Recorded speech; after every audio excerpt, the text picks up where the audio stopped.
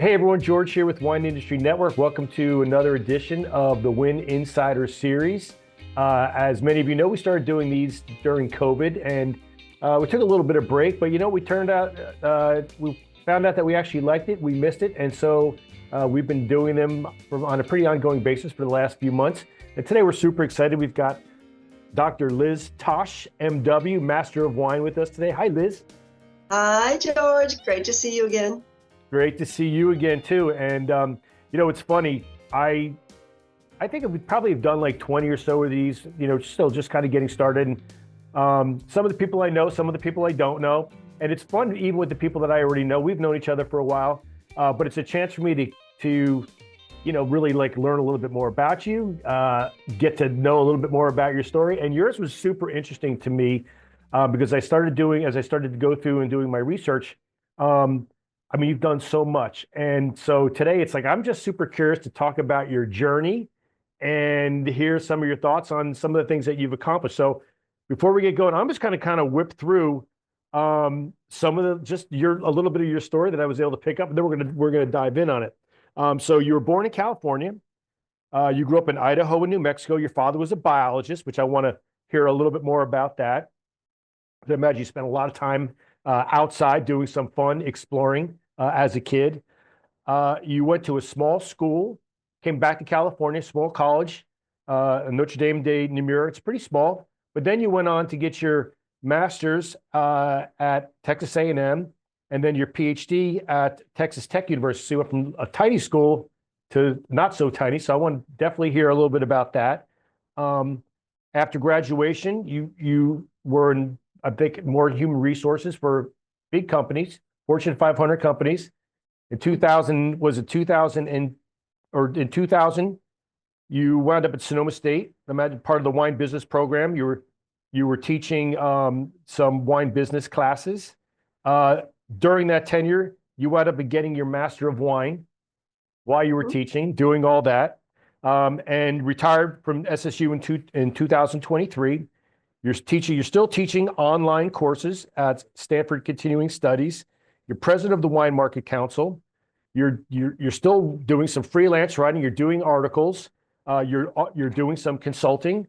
And then I love this. This is one of my favorite, wine judging. You judge a number of wine competitions. And this is one of the funny things as I was reading through your bio. And in your free time, you serve on some nonprofit boards, which I'm thinking, what free time? So I want to definitely talk to you about, wine and the business of wine, right? That's kind of what we're all about. But as I said, I'm like super curious about your journey. So you were born in California, and then you grew up in Idaho, New Mexico. Where did you go first? Yeah, so I grew up in California, and my father was a big sort of environmentalist biologist. And so he got his bachelor's degree at Humboldt State. And then we went to South Dakota for his master's, and then Idaho for his PhD. So I sort of watched him, when I was a child going through all this. Probably that inspired both my sister and I to get our PhDs later on because we saw his journey. But so Idaho first, I guess, and then we started moving to New Mexico. And so it's interesting because both of those states, I never really was introduced to wine. I didn't grow up around wine. It would only be when I came back to California to see my grandparents that I saw wine on the table and fell in love actually just with grapes in general at a very young age. So I think wine is in my blood somehow. And finally, when I came back to college in California, my mother and grandmother had both gone to Notre Dame, which was an all-girls university for a while. Okay. It's down in the near Belmont in San Mateo area, and so a friend brought me up to Napa Valley for my birthday, and I fell madly in love with wine. I mean, I was standing there with friends around, listening to the tour guide, tasting the wine, seeing the vineyard, seeing the beauty of Napa Valley. And I just said, this is it. I want to know more about this. So for many years, it was a hobby. And then finally, when I got back here to Sonoma State in 2000 to start that part of my career, I just dove really deep into wine. I was hired to teach human resources, leadership, and strategy, but they asked me also to teach in wine business because they were just starting that program. So that's sort of been my journey in a nutshell, and it's just been a blast. So Well, much fun. you went too fast for me because I've other questions I need to, you skipped over all my fun stuff. So I'm going to keep Okay, going. I didn't know. You I- go ahead and go back. yeah, I'm going to make you go back. I want to, because I'm curious about what it was like just to like have a dad who was a biologist, right? So like, were you like, was you like, were you in the forest? Like, what did your dad study? And like, Yeah. My growing up with my dad was fun. He was ornithologist, so he studied cranes, sandhill cranes and whooping cranes in Idaho. okay, And so when I was growing up, he'd go out to the marsh every day to check on the cranes. And he would bring home orphan baby cranes, and they were like about this big, because a lot of them would get orphaned, and if he didn't bring them home, they would die. So we would take care of them. At one time in my house growing up, we had 13 baby cranes, and they were growing at different levels, and they get up to about 3.5 to 4 feet high. So we'd be having breakfast, and the older ones would like grab the pancakes off the table and eat them. And it was so much fun. We had one that we kept him for 3 years. In the winters he'd go to a zoo in Pocatello, Idaho, and then in the summers we'd get him back. And I ended up writing a story about him. He was Tarsi the Sandhill Crane. It was my very first book I ever published. It was a child's Tarsi book, and that is on just my those list. memories. Yeah, he came home in my dad's pocket from the marsh, and then we raised him. So it was fun. I grew up horseback riding and hiking. We'd go every year hiking for 2 weeks in the Montana mountains, and we were on the border of like Yellowstone, Jackson Hole. We'd go there to go Yeah. rafting. So very much in the wild. For 3 years, I lived in a house that had no running water and only an outhouse. So Wow. I know how to camp. You know what though? What a fun childhood. And it was funny. I was going to ask you about Tarsi, the Sandhill Crane, right? Because I was going through your books, right? And you've got That was a book. which we will talk about. But I was like, okay, all business of wine, marketing of wine, et cetera. And I'm like, what is Tarsi, the Sandhill Crane? What is going on here? So that was actually like a pet of yours. Yeah, he was a pet, but he'd go to the zoo. I mean, he was wild. In the end, we released him to the wild, sort of like my dad was actually on that some of those shows back then, all those wildlife shows on television. Yeah. Wild Kingdom. He spoke on those shows. And so we did release him back into the wild. But that book, like this is interesting, shows you what books do.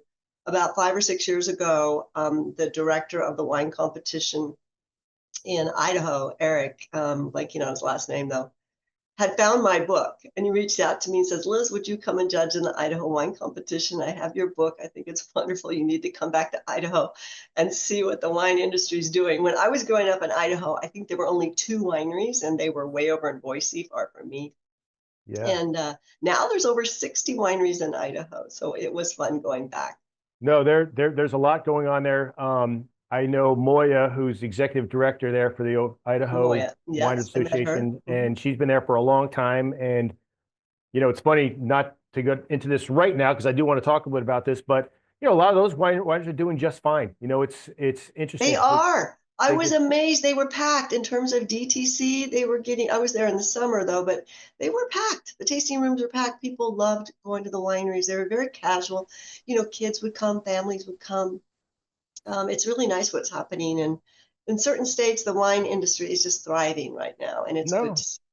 it's Texas is amazing. another place like that where you see a lot of people hitting the Yeah. wineries and I had a visiting. conversation with the executive director for the New Mexico Winers Association. Same thing, right? They're all doing really well. And Mhm, again, we'll get into this a little bit, but I think that they're doing a really good job of making themselves very approachable, mhm, unintimidating. The wines are mhm, good. Bring the mhm. kids. Hey, there's a food truck. Let's listen to some music. I mean, it's just where Yeah. you know, sometimes I wish we could kind of get back to a little bit more of that here in Northern California. But again, we'll get into that. So you graduate from small school that your mother and your grandmother went to, off to Texas, big school. So did you want to have that kind of experience? What prompted you to go from Northern Well, that California would to be where Texas? the husband enters the picture. Okay. Okay. So my husband is a retired engineer now. He's retired. I met him in New Mexico. He's from New York originally, Long Island, and Hmm. we started dating at the very end of my college. And I actually, as he was finishing college, I came and lived in New Mexico as a recruiter for a couple of years, and then we moved to Texas because of his job. So we lived in West Texas, which is very close to Texas A&M. Yeah. No, sorry, Texas Tech. I Yep. got to get my university straight. Yeah. Yeah. Texas Tech, and so I got my master's at Texas Tech, and then later got my PhD at Texas A&M.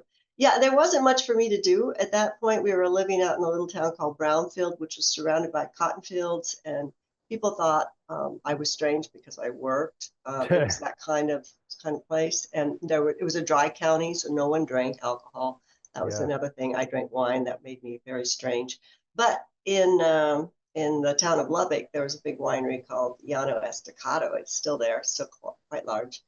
And now what's so funny is all those cotton fields are vineyards. They're all vineyards. It's all part of the High Plains AVA in Texas, and they're growing incredibly beautiful fruit because it's nice and dry. It's a nice, great climate for grapes, cool nights, Yeah. hot days, and so it's all become. And Texas Tech has become a big wine school. So especially for wine tourism, that's what they're known for. Yeah. No, another region, emerging region. I keep saying emerging, they've emerged. I guess it's probably a better way of saying it, but doing a great job making, big investments in quality.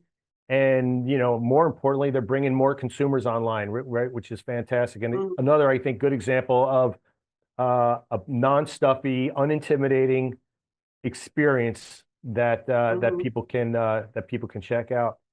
So so then, now tell me how you wound up at Sonoma State and getting into. Did you where's Right, right. So yeah, when I finished at Texas Tech with my master's, I immediately got a job with Texas Instruments in human Oh yeah, resource. yeah. First you went like Northern Yeah, yeah. Fortune So then 500. I worked. So then I went through a period of 10 years altogether in between degrees, working in these big publicly traded companies, Fortune 500, some of them Fortune 100 companies, which was incredible experience. And then I transitioned to Compact Computer and then Amoco Oil.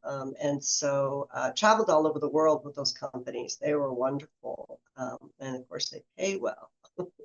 And so I was able to move up into the executive ranks and eventually got hired by US West and moved to Denver.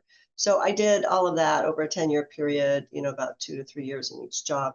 And all the time, wine was always a passion. My husband and I go on vacation to Napa and Sonoma and Europe. We did all of the wineries in Texas and Colorado and New Yeah, Mexico and Arizona, every state I could go to, Oregon, Washington, I would go wine tasting. It just is a true passion of mine. I've been to almost wine tasting in almost all 50 states, but I still wow, have a few more to do. So I'm working on that. that's impressive. And then we go to France and Italy and Spain and Germany and all the European countries also each year.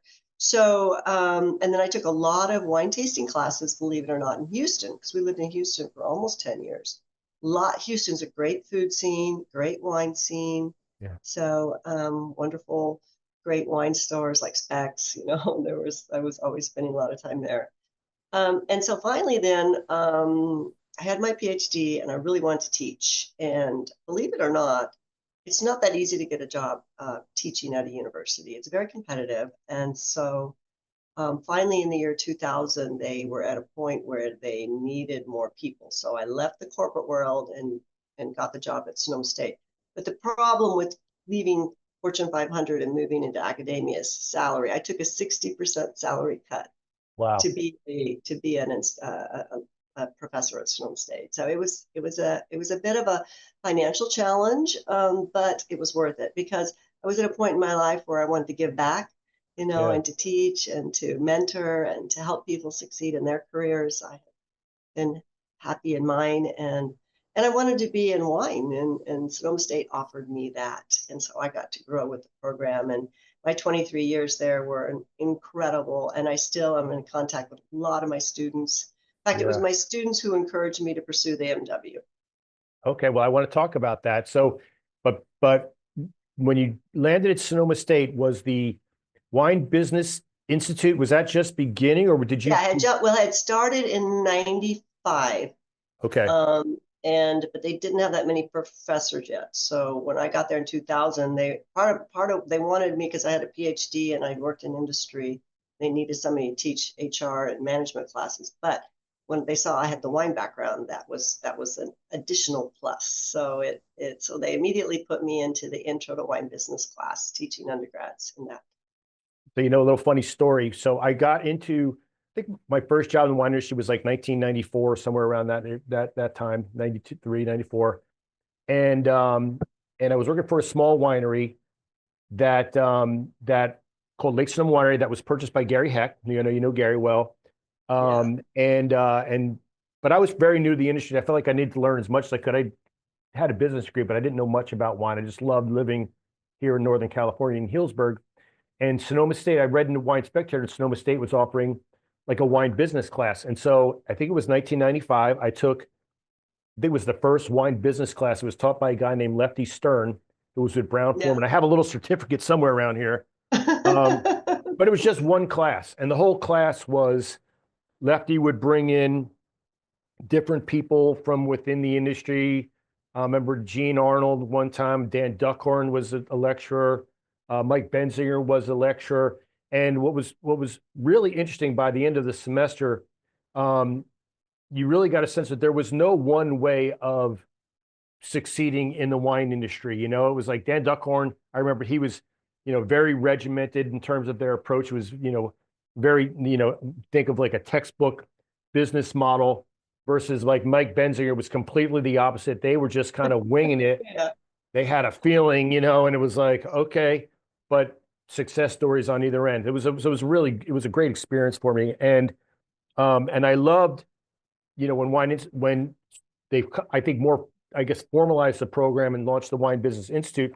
I just thought it was a great niche for Sonoma State to grab and really focus on the business of wine. So what a cool thing for you to be a part of all that. Yeah, and it was fun because I just was at a winery the other day and I bumped into a new graduate and they were saying how much they enjoyed the program. They just finished the MBA. So that was one thing when I got there, it was just undergrad and then we helped develop. So I worked with we brought in more professors and in the end there were about 8 of us who were all teaching wine business. So it was a pretty big program. We developed the MBA program and then we developed the international one. So it was fun because we got to travel all over the world. And, that's the great thing about wine is it's so global. And Yeah, we would go present in conferences, in Australia, New Zealand, yeah, Europe, and it was wonderful. Almost all the professors I started with have now retired. There's 2 left. yeah, But they're bringing in now recruiting new people to come in. So, we got to, out with the old, in with the new, which is yeah. which is a good thing. Well, and I'm sure, I know one of the graduate students works for us here, and a lot of the former students, whether they were in the undergraduate or the master's program, they're out there, they're emerging leaders in our industry today, which is pretty cool. Yeah, it is cool. It's really cool. I'm really proud to see how well they have done, and it thrills me to see them succeed in their careers. Yeah, no doubt about it. I was thinking about this in advance of the call too. It's like it would have been interesting to sit in like a wine marketing class in 2001 versus sitting in that wine marketing class in 2024, right? Because so much has changed. There's so much, like, the technology impact is over the top. Yeah, we never saw the rise of non-alcoholic wine and RTDs coming. Maybe RTDs. I Yeah, think we saw that. I mean, the young students, that was the nice thing about teaching 20 somethings is they always had these really creative ideas about what to do for wine marketing way ahead of what became trendy.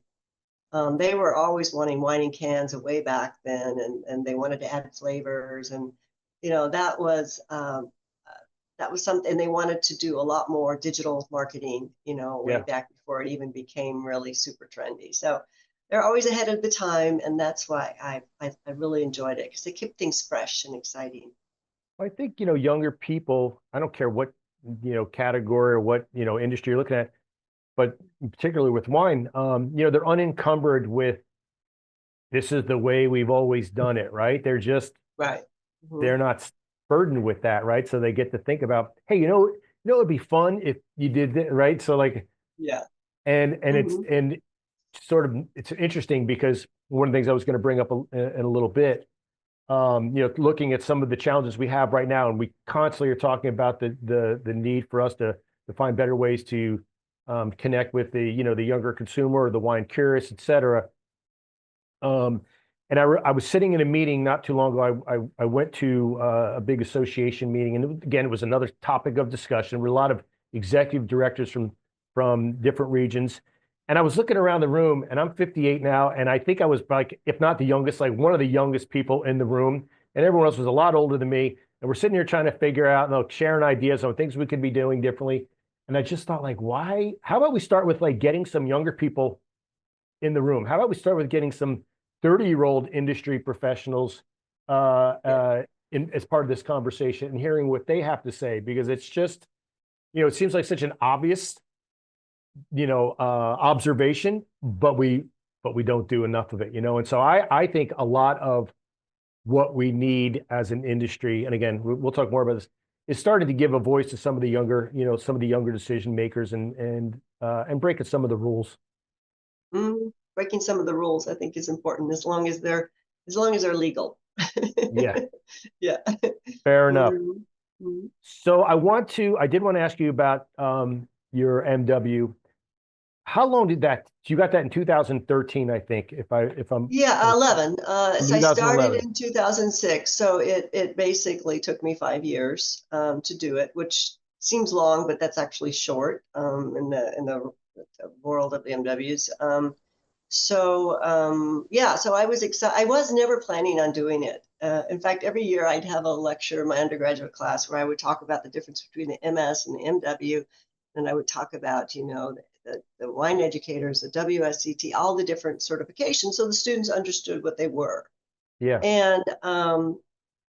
And so one year, one of my students, he just sat in the back of the class. He was one of those kind of students, was always, pushing the professor. You need that.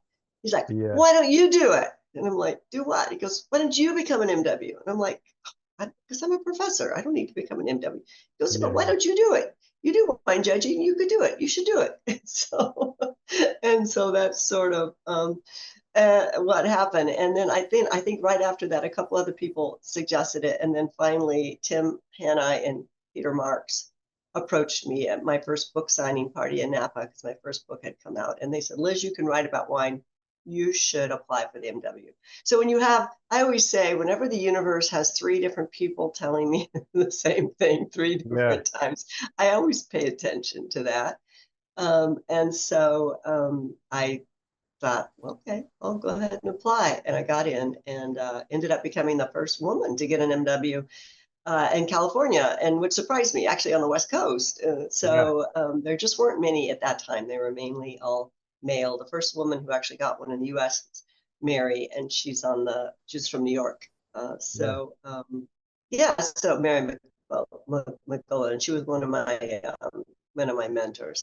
So it was a lot harder than my PhD to get an MW, and that's because you don't necessarily have a lot of control. Passed the writing and the theory part right away because that I knew how to do. I could study and write, but the tasting part is where you don't have a lot of control because Right, even though you're being trained on how to taste and evaluate wine, you are having to know all the wines of the world, and you're tasting blind, and you're tasting 12 at a time, and you have to identify them like almost within 1 minute, and then write an essay on each of them. And so you know how it is. Some days you're tasting better than others. You might be tired, and the exam is 4 days long, so it's like a marathon. And so you don't have as much control over the tasting piece because right. it's just you have no idea what they're going to ask. Because literally, think about all the thousands and thousands of wines around the world No, that could it's have an exam. mind-boggling to me. I have no idea how anyone could pass a test like that where you're having to come up with like vintage and region and Yeah, varietal. we And have I'm to just know, like, yeah, varietal, vintage, region, commercial potential, winemaking. Yeah, so it was a lot. It was an incredible challenge. I be honest, I felt like quitting at least 5 times, especially after the second time I failed the tasting exam. And so, because I passed the written theory part right away, and then Right. and I failed the tasting the first time. I wasn't expecting to pass it the first time. Second time, I was feeling really positive, still failed. Yeah. And so that takes a real big blow on the ego. And so just to let you know, statistically, 90% of people fail the MW exam the first time they take it. Only Okay. 10% ever pass the whole thing, all 4 days with tasting and theory. But a small percentage, and I happen to be one of those, pass the theory, the written or the tasting the first time. So once you pass one half of it, then you just have to do the rest. So finally, I passed on the third time I took it, I passed. And then you have another year. So this is why it takes so long. You have to do a research paper, and that takes a whole year.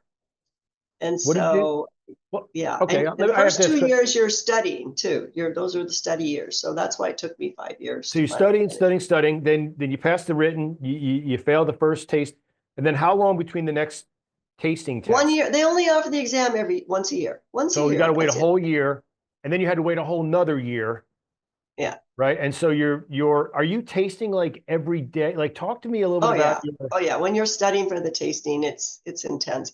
And that's why, so whenever I'm mentoring somebody I have a lot of people who want to become an MW, and I'm like, okay, you need to understand the number one way to succeed is perseverance. You're going to feel like giving up many, many times, but you can't give up. You just got to keep going. You got to brush yourself up and get back up and do it again until you finally pass. That's why some people take 10, even 12 years to pass, but at least they don't give up. Yeah. It's all about perseverance. But yeah, no, you're tasting every day. You're tasting blind. I'm smelling fruit. I'm smelling spices out of my cabinet blind. I'm trying to do whatever I can to start identifying things. Traveled a lot, talked to lots and lots of winemakers about how they made this, because you have to be able to not only identify the wine that's in the glass, but identify how it was made, how long it was on oak, what kind of fermentation technique was used, how long it was aged, all that kind of stuff. So you're having to talk to a lot of winemakers too to really start to understand how this wine was made. It's mind-boggling to me, and I think one of the things that just still can't figure out is so you're still teaching. You have a daughter, right? So you're a mom, you're a wife, you're a professor, and then you're probably spending a ton of money on these wines, right? I mean, you're having to buy these wines, or you're not getting them Yeah. donated, and you're finding time to study your wines at. Were you doing this like after dinner? You put your daughter to bed. I mean, when are you doing this on the Yeah, weekend? so that's interesting. Yeah, everybody has a different way of doing it. I used to take one as a professor. I had to teach 3 days, and then I had to spend one day doing research and Okay. community work. So I had a fifth day that I just would block off to do MW. That's all I would do is study or go visit wineries or things like that. And on my sabbaticals, I spent a whole month in France and a whole month in Australia, just Okay. getting in a car and driving around and talking to, because it really, like, for example, you have to know all the communes of Burgundy, Right. and what they taste like, and and Bordeaux too, and the vintages. And so the easiest way to learn that is not from a book, it's from getting in a car and Yeah. driving down the road in Burgundy and seeing the villages and stopping in and tasting and so yeah, it takes a while. It was fun though, you have to admit. It was really fun. But one of the things, my daughter, she's 27 now, and so Okay. let's see, I forget how old she was, like around, I don't know, 11 or 12 when I was Yeah. doing this. So she learned how to open up a bottle of wine. Every night I'd have a bunch of bottles on the counter, and I'd say, pick one, pour it into a glass, and bring it to me in the other room. And so I'd get this glass. And so on the MW exam, you only have 11 minutes to analyze the wine and write a whole page on Yeah. answering all these questions. So what I would do is I time myself and do it in 10 minutes. And so every night I would taste the wine blind. But then the number, in order to pass the MW exam, you need to have a team. You have to have a village. So you form tasting groups. So every Saturday I would meet with other MW candidates, and we'd all pool our money to buy the wine. And Okay. we had like Peter Marks was helping us. To tell you the truth, K&L was great in the city. They would ship us a box of wine blind, already covered up for us. And so then we Oh, just have to have somebody like my daughter opening them in the kitchen and bringing them out to us so we could taste, we could do mock exams. Yeah, so that's how you did it. You would share the cost. yeah. Otherwise, it Okay. would be too expensive. Yeah, it's still just crazy. So, okay, so now you pass the tasting portion of the exam, and now you do research paper, right? So, what did you Mhm. do that on? Back then, I did it on gender differences in wine tasting and motivations to purchase wine, men versus women. Which still is relevant in some ways, but now gender is fluid, so that's all changing too. Yeah, yeah, yeah. Things change in the world so quickly, and we did find a lot of differences. Women often drink wine to connect with friends, to relax. Men often will drink wine to show off a little bit about what wine they have and what they bought and what the rating was and Yeah, yeah. a little bit of one-upmanship sometimes, not all men, but that was a common theme we found. So there were different motivations. We found definitely men would spend more on wine than women. They still do, for the most part. So more men are collectors than women, though that is Hmm. changing. So yeah, there were definitely differences. We looked a lot about, we looked at gender wines, should a winery produce a wine targeted at women or targeted at men? And the answer on that is no. You can, but you immediately lose half of your potential audience. So. Right. So then, so talk to so I'm also interested in, I mean, just to me, it's like I said, just amazing how much you've been able to accomplish, how you're able to manage your time. Um, Now you're also writing these books along the way, right? So we talked a little about a Tarsi, the Sandhill Crane. When did your first? Well, then you also have some other, I like the Zinfandel Zanies and the Chardonnay Chalice, right? So those are a little bit. Oh yeah, those are my wine mysteries. Yeah, I wrote with a friend. Yeah, Yeah, I under a thought that pen was name. really cool. When did you write those? Gosh, that was, I don't remember, the 2010, 2011, no, maybe 2008. I don't remember. I love mysteries. I love reading mystery novels. And so I thought I would, and at that time there were a few people who were doing it. Now there's a lot of people doing wine mysteries. I've pretty much read everybody's wine mysteries. I really enjoy them. But yeah, so though I don't count Tarsi in those two books because those were self-published books, off Amazon. Yeah. So I only count the books that were actually published by a publisher. So that's why my 9 books that are wine books were, they're more like wine business books, are published by publishers. But if you Well, want to I count the other count them. three, I guess I it would count be them. You 12 still have to write them. books. And it's 12 like books Kathleen. I like altogether. your those are Kathleen Tosh. Yeah, Your yeah. pseudonym. My I like friend's that. name is Kathleen, and Okay. my last name was Tosh. So we just thought that would be a clever name. It wasn't taken yet. You have to find a name that's not taken That's so funny. as an author.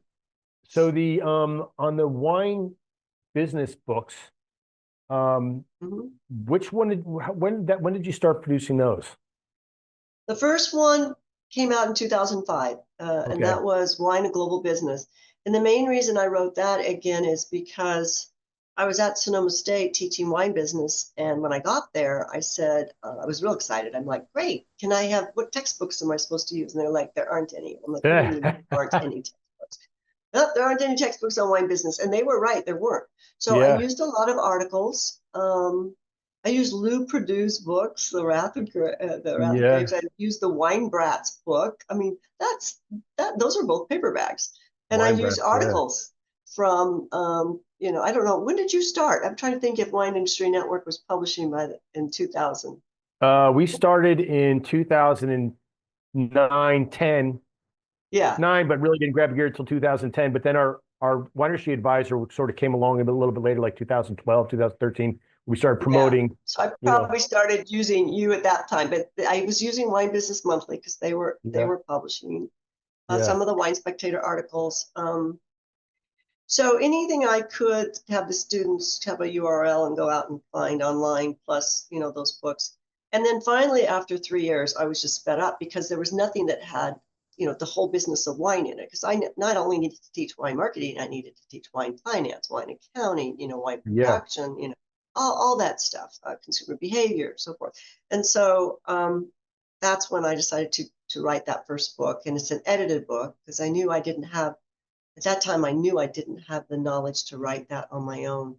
And Hmm. so I got some really great people to contribute pieces of it, like UC Davis, Linda Beeson, Dr. Linda Beeson contributed, and I went to Fresno State and had professors there. But that was on the wine production chapter, and then I had the viticulture chapter. So the business of viticulture, the business of enology. So looking at the whole business quality cost trade-offs in Yeah. winemaking is super important.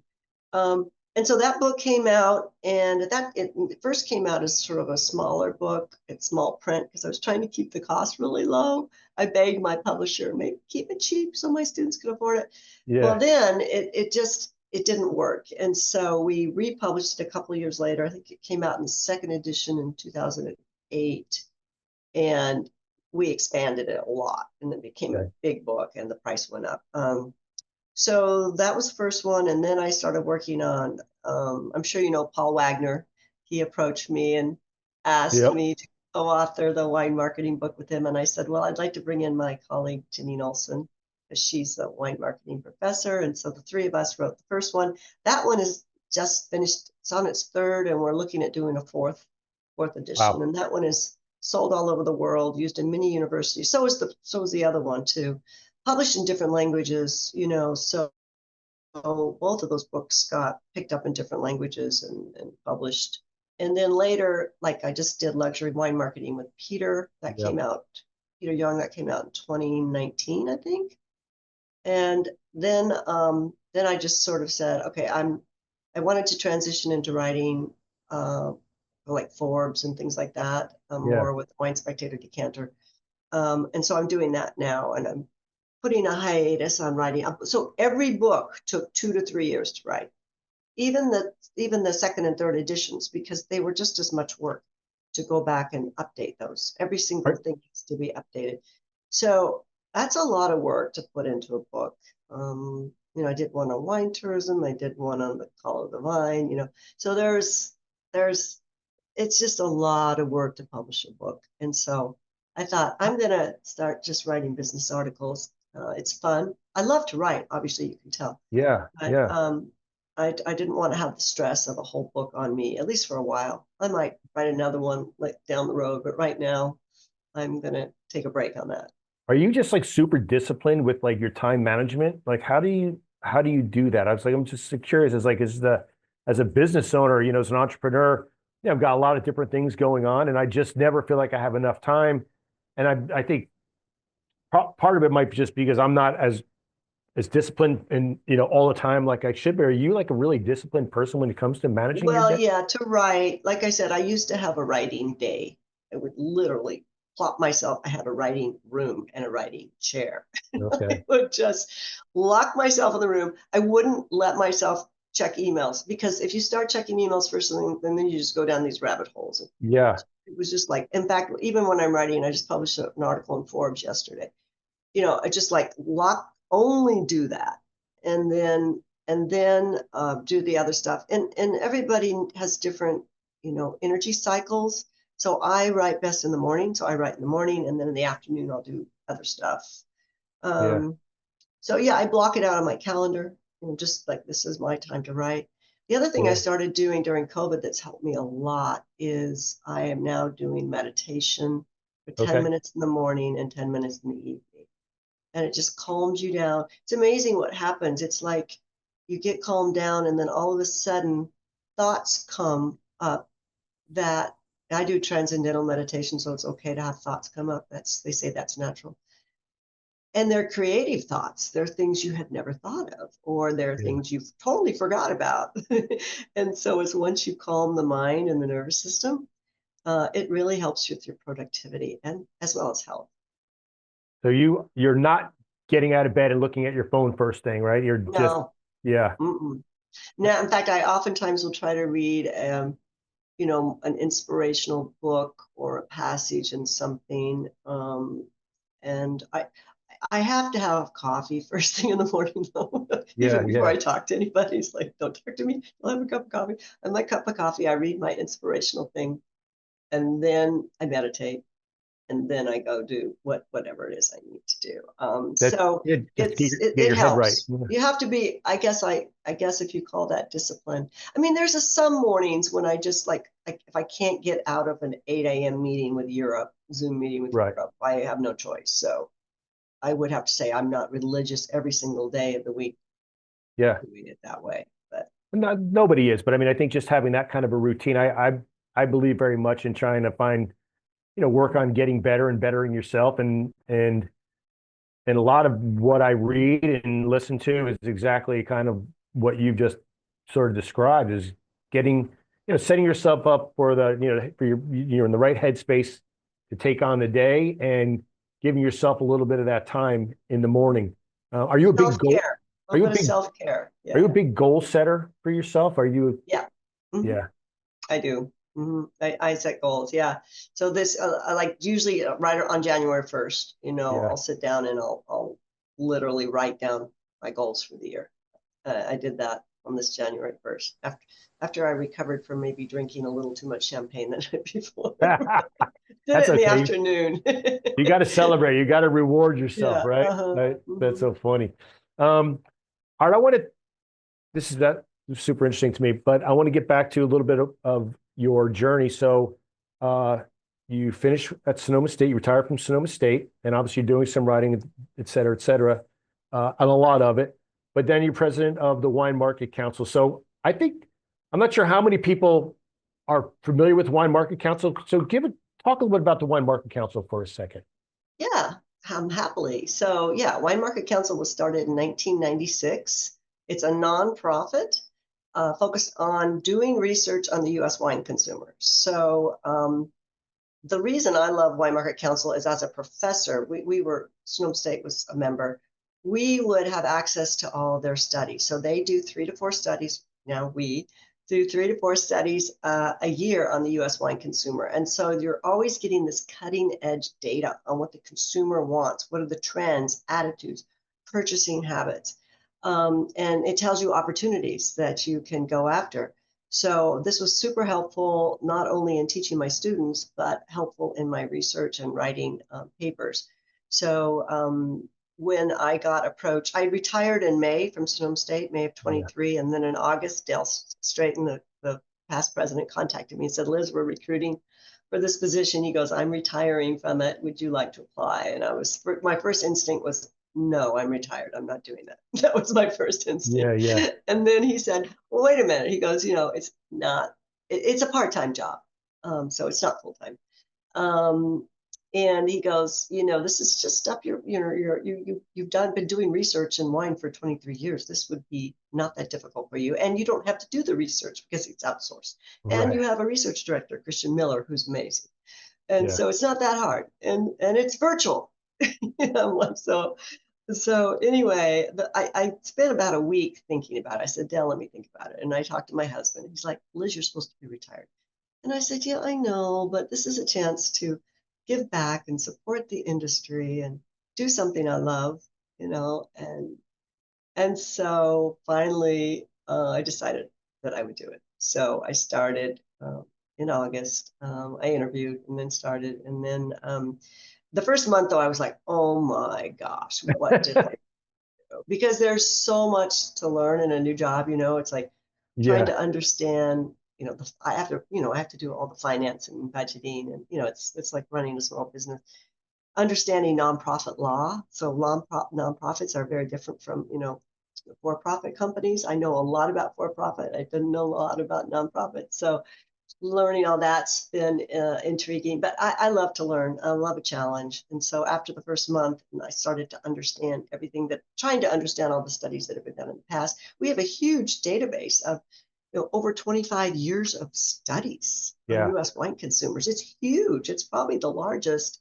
We can't verify for sure, but it's probably the largest in the United States in terms of tracking the US wine consumer for now 27 years. So it's pretty exciting, and I really enjoy it. I'm having Well, and fun. I think, well, and I Having think, fun. see, that's Well, I love that, right? Because there's got to be a reward at the end of the rainbow, right? For all this hard work to actually do something that you're enjoying, and you get a front row seat on some of the information, some of the learnings that Wine Market Council, brings to to the screen. What do you think, kind of like thinking about where we are as an industry combined with, you've got all these years of experience in the wine, teaching wine business and studying wine business and your work with the Wine Market Council even before you took on the role that you have right now. So you've got these terrific insights. What do you think? What are your thoughts on like what we as an industry maybe aren't getting right, or we need to do a better job? What are your thoughts on that? Well, one thing to keep in mind, there's still a lot of wineries who are quite successful in the industry, as we talked about before. Yeah, And they're the ones who seem to have a real clear vision about what they want to produce, from their area locally and how they want to produce it, be that sustainably or organically. And they're clear about that. They also don't get too big, and they're wise about taking out loans. So, they need to financially I mean, setting up a winery is expensive. It's like, I think right now the current estimate is like if you buy equipment and have a tasting room and do the permitting and everything, it's like about $12 million. So yeah, a lot of people start out small, custom crutch, and then eventually get the money. So I think being wise about your finances, not getting overextended is super important. Growing slowly, growing your brand. It does take time. It does take work. It does take passion, but you yeah, can do it and you can be successful. I think that's important. The other thing now that's super important is really understanding digital marketing, staying close to your consumer, building your consumer base, building brand loyalty. Those things are all absolutely critical, especially for the smaller winery.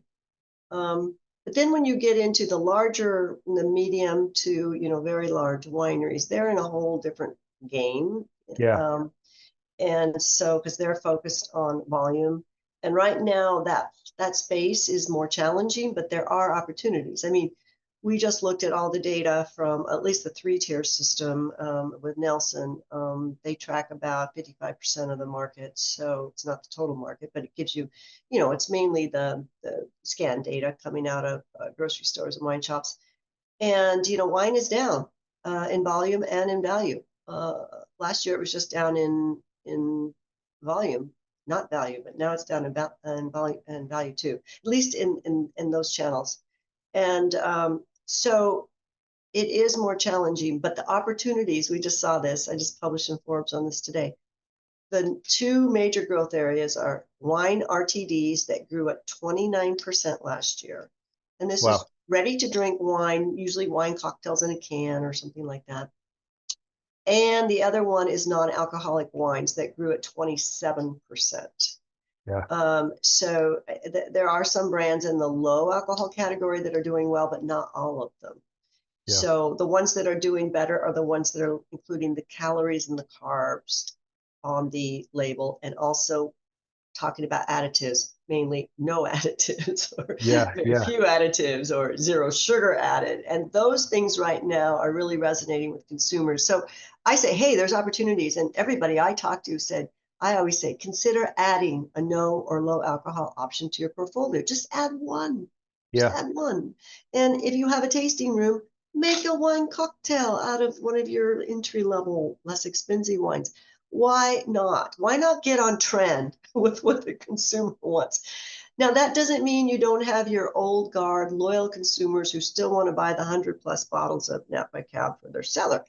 You yeah, have them. They're always going to be there. There's always this wealthy group of people all over the world who are going to continue to buy the really high-end wines. That's the luxury consumer. It's a whole yeah, different world to be in. It's a different way of thinking, a different way of yeah, marketing. But that's what it's exciting about wine is you have all these, everything from, a $3 bottle to a $30,000 bottle, depending on where you are, and a consumer for those. But there's lots of opportunity. People just have to decide which ones they're going to pursue. yeah. I agree. And I kind of going back to what we said a little bit earlier about being willing to do something a little different or break, quote unquote, the rules. I think the wine cocktails, they're just fun. They're just fun. And it's not that people are going to drink them. It doesn't mean that they won't, at a different occasion want to have something more traditional, but it's okay, right? It's not a bad thing. I think the low no alcohol wines, I agree with you. There's a huge opportunity there. And again, I don't see that. I think this might have been a wine market council thing I read where it's like there was a good percentage of people that consume like low alcohol or no alcohol wines that they drink alcohol, but on a certain occasions they don't Oh want. yeah, the latest numbers now, 90% of wine drinkers also drink non-alcoholic Right, beverages. right, And a huge percentage of them drink non-alcoholic wine. They're not giving up regular wine, right. but they're just reducing their alcohol consumption. Yeah, And the exciting news is that right now I'm writing a story for Forbes on non-alcoholic wine. So I'm getting tons of samples sent to me. awesome. And you know how in the past they haven't necessarily been as delicious.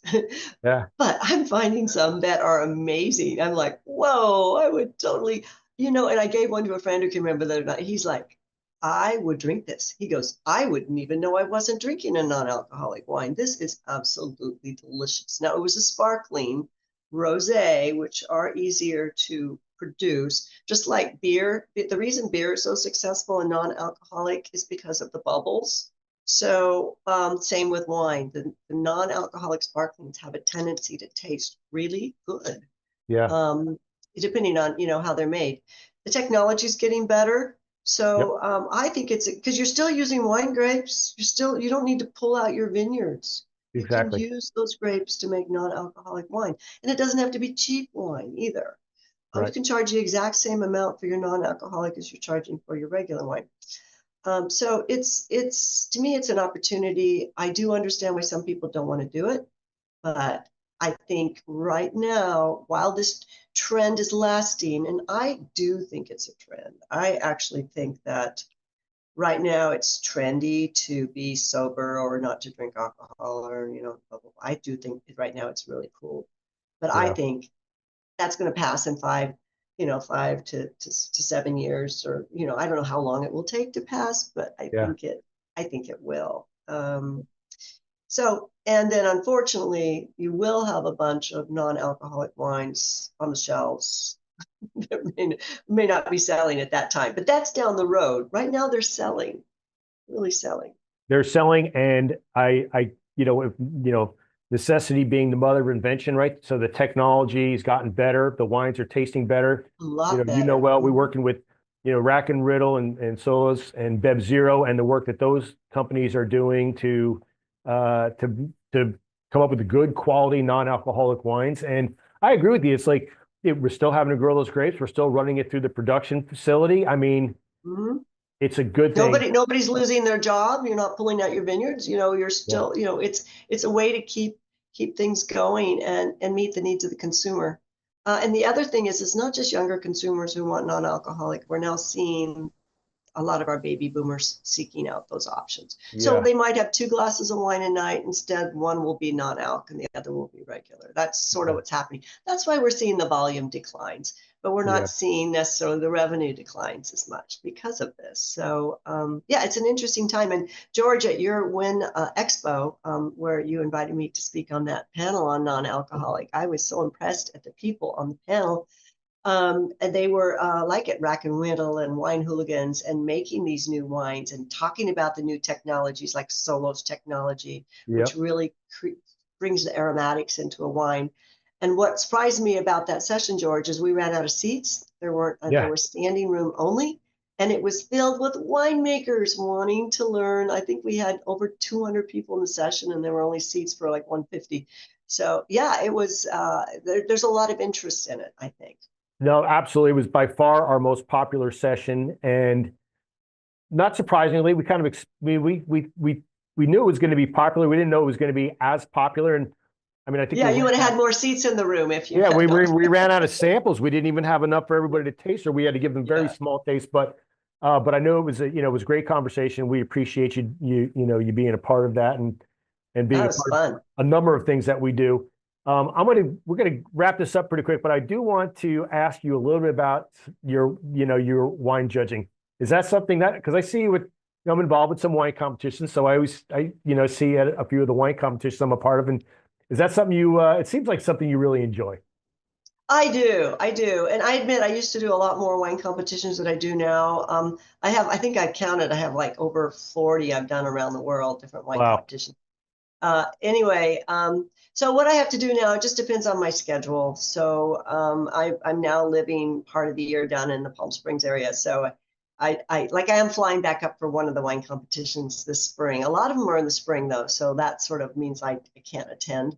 But if they're in the summer or in the fall, I do participate. And I love it because it's a great chance to connect with all my fellow wine judges and all of the people working the back room. And they put in so much work. And it's just fun. It's really fun. And I love that we can find and award, medals to wines, especially local wineries that may not have been heard of, because it really, really helps them in their business. Yeah, no, I think it's a great, very cost-effective way for smaller brands in particular to get those third-party endorsements that say, hey, these guys also said the wine is pretty good, right? So whatever tools that they have, I love the camaraderie that I see between the judges. Everyone, a lot of you guys have judged other competitions before, so it's always a little bit of a little reunion, if you will.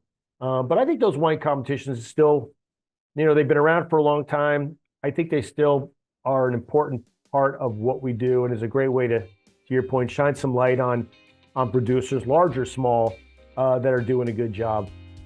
Yes, they are. And I appreciate the fact that you are involved in that and that I get invitations to help judge. So I get involved in a little bit of everything. Yeah. You know me, Liz. I'm like, oh, anyway, I have to sign off too, George, but this has been so much fun talking. I can't believe the time already. I'm like, I have another meeting. No, it went really fast. You are too fascinating. Yeah, no, listen, this was really interesting. It was cool to learn a little bit more about you. Thank you for everything you do, and I look forward to seeing you in person soon.